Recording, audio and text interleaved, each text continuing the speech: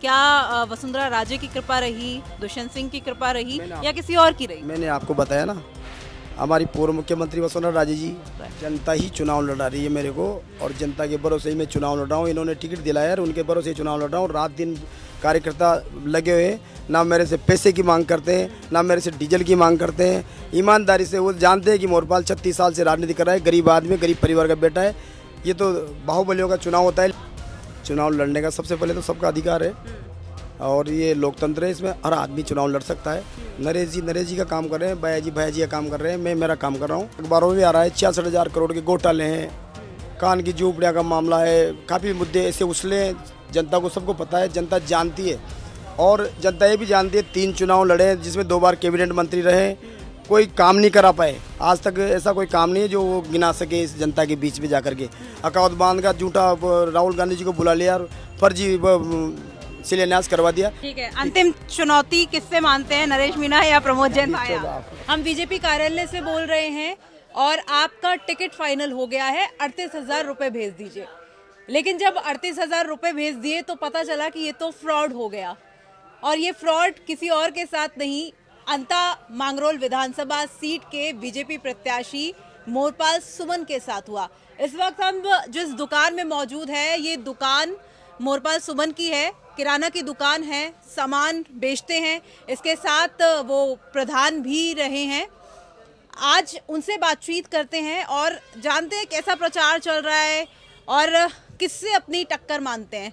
मोरपाल जी, सबसे पहले तो आपको टिकट मिला, उसकी बहुत बहुत बधाई। Thank you ma'am, thank you, बहुत बहुत धन्यवाद। बहुत समय लगा दिया बीजेपी ने टिकट देने में, क्योंकि कांग्रेस सबसे पहले अनाउंस कर देती है प्रमोद जैन भाया को अपना प्रत्याशी, नरेश मीणा भी मैदान में उतर जाते हैं, लेकिन बीजेपी को इतना समय क्यों लगा? मैम, कांग्रेस में और बीजेपी में यही तो फर्क है।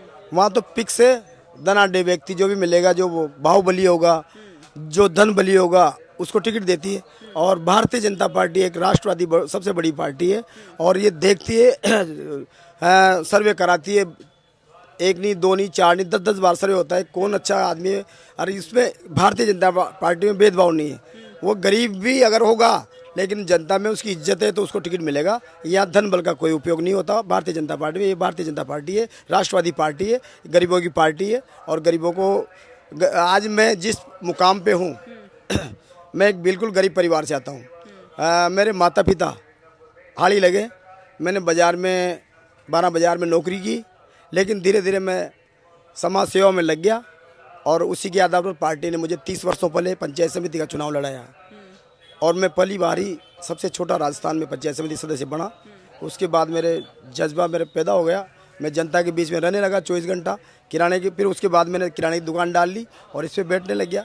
जैसे किराने की दुकान पर ग्राहक आता है उसको भगवान माना जाता है, उसी प्रकार से मैम जो राजनीतिक है उसमें भी जो देवतुल्य कार्यकर्ता है, आम जनता है, वो मेरे लिए भगवान है। और आज जो मुझे टिकट मिला है उनके दम पर ही मुझे टिकट मिला है। ठीक है, मोरपाल जी, पिछले साल भी उपचुनाव हुए 7 सीटों पर, लेकिन बीजेपी ने वहां पर पूरी ताकत भी लगाई, बड़े से बड़ा नेता भी चुनावी मैदान में उतरा और सबसे पहले प्रत्याशियों की घोषणा भी कर दी। लेकिन अंता सीट पर इंतजार ही करते रह गए कि आज टिकट का अनाउंसमेंट होगा, आज प्रत्याशी का अनाउंसमेंट होगा, लेकिन ऐसा नहीं हुआ। मैंने आपसे कहा ना मैम, भारतीय जनता पार्टी नीचे से निकालती है कौन जमीनी कार्यकर्ता है, कौन जनता के बीच में रहता है, कौन जनता की सेवा कर पाएगा, कौन नहीं कर पाएगा। तो भारतीय जनता पार्टी का अलग ही सिस्टम है, और जो भी टिकट आज दिया है मुझे जनता के आशीर्वाद से मिला है, जनता की दुआ से मिला है। मेरे नेताओं का आशीर्वाद नहीं, जनता के आशीर्वाद से इनकी पुकार जयपुर पहुंची है, और उनके आधार पर मुख्यमंत्री महोदय भजन लाल जी, हमारे प्रदेश अध्यक्ष जी, हमारी पूर्व मुख्यमंत्री महोदय वसुंधरा राजे जी, हमारे सांसद महोदय, इन सब के पास इनकी पुकार, इनकी दुआ पहुंची, उसके आधार पर मुझे टिकट मिला है। कई नाम चल रहे थे और बड़े नाम भी चल रहे थे। पूर्व में कृषि मंत्री रहे हैं प्रभुलाल सैनी, उनका भी नाम चल रहा था, नंदलाल सुमन का भी नाम चल रहा था, आपका नाम भी चल रहा था।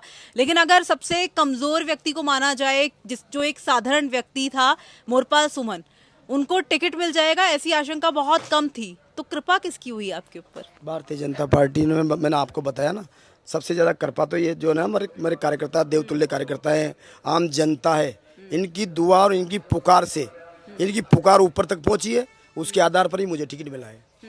लेकिन कोई तो ऐसा होगा, क्या वसुंधरा राजे की कृपा रही, दुष्यंत सिंह की कृपा रही या किसी और की रही? मैंने आपको बताया ना, हमारी पूर्व मुख्यमंत्री वसुंधरा राजे जी, हमारे मुख्यमंत्री भजन लाल जी, हमारे प्रदेश अध्यक्ष मदन लाल जी राठौड़, हमारे राज्यसभा सांसद दुष्यंत सिंह जी और आदरणीय सबसे शीर्ष नेतृत्व है जो मोदी जी, उन तक पहुँची है और उनके आधार पर ही मुझे टिकट मिला है।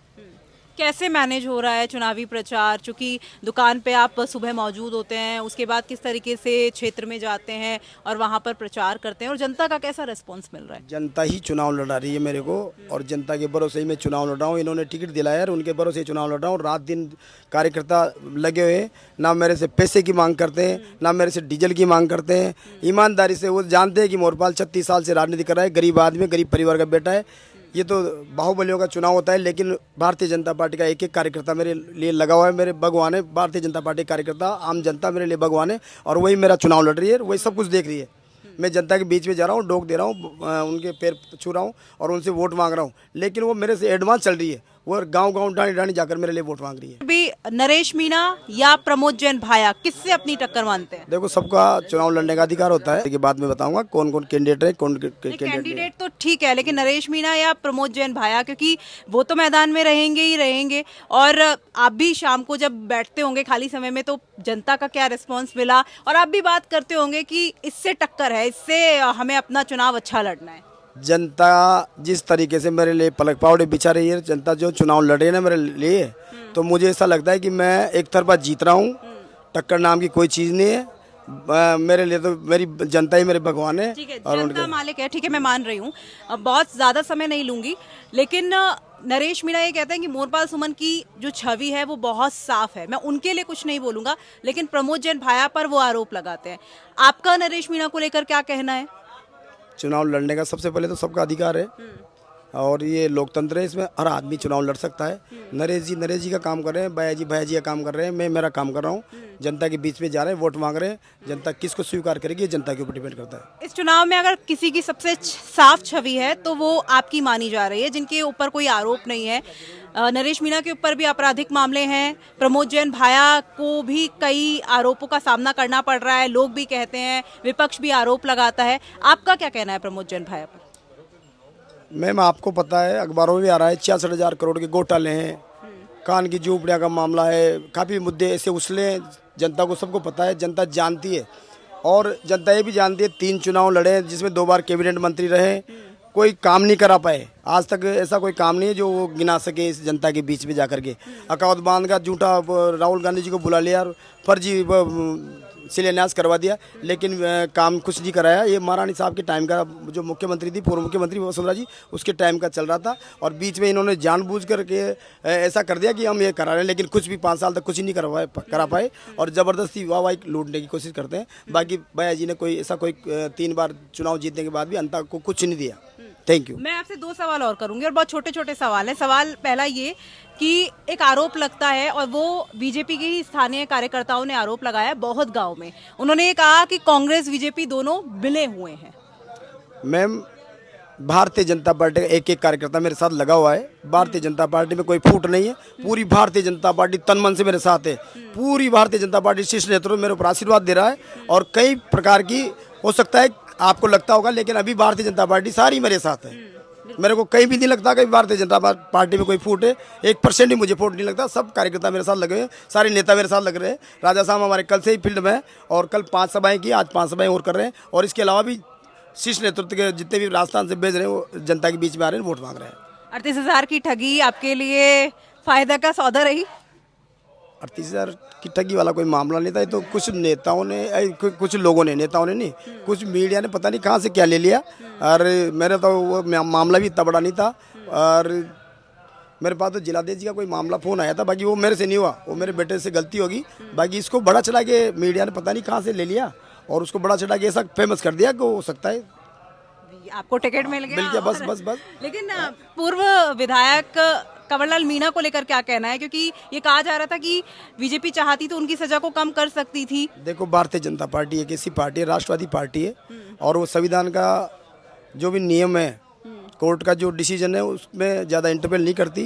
कोर्ट के आधार पर चलती है। कोर्ट ने जो निर्णय किया है और उसके आधार पर उनको सजा हुई है, तो इसमें भारतीय जनता पार्टी भी क्या कर पाएगी? वो दखल नहीं देती, कोर्ट में दखल नहीं देती, न्यायपालिका में कभी भारतीय जनता पार्टी दखल नहीं देती। साफ सुथरी पार्टी है। ये तो जो भी निर्णय होता है ना, गलत निर्णय वो कांग्रेस में होता है, भारतीय जनता पार्टी में नहीं होता है। कंवरलाल जी को अगर 3 साल की सजा हुई है तो इसमें न्यायपालिका में भारतीय जनता पार्टी भी क्या करेगी, नेता भी क्या करेंगे। जीत का कितना विश्वास है? जीत का फुल विश्वास है। जनता चुनाव लड़ रही है और जनता के ऊपर ही मैं जिंदा हूँ। यही मेरी भगवान है, यही मेरे माता पिता, ये सब कुछ यही है। मैं तो गरीब आदमी हूँ, ना मेरे पास पैसा है ना कुछ नहीं है, मैं तो गरीब आदमी हूँ। ठीक है, अंतिम चुनौती किससे मानते हैं, नरेश मीणा या प्रमोद जैन भाया? तो देखिए, चुनौती किससे मानते हैं इसका जवाब तो मोरपाल सुमन ने नहीं दिया है, लेकिन जनता को भगवान मान रहे हैं और ये कह रहे हैं कि जनता ही मालिक है, वही चुनाव लड़वा रही है और वही चुनाव जितवाएगी। कैमरा पर्सन मनीष के साथ मैं आंचल गुप्ता, राजस्थान तक के लिए।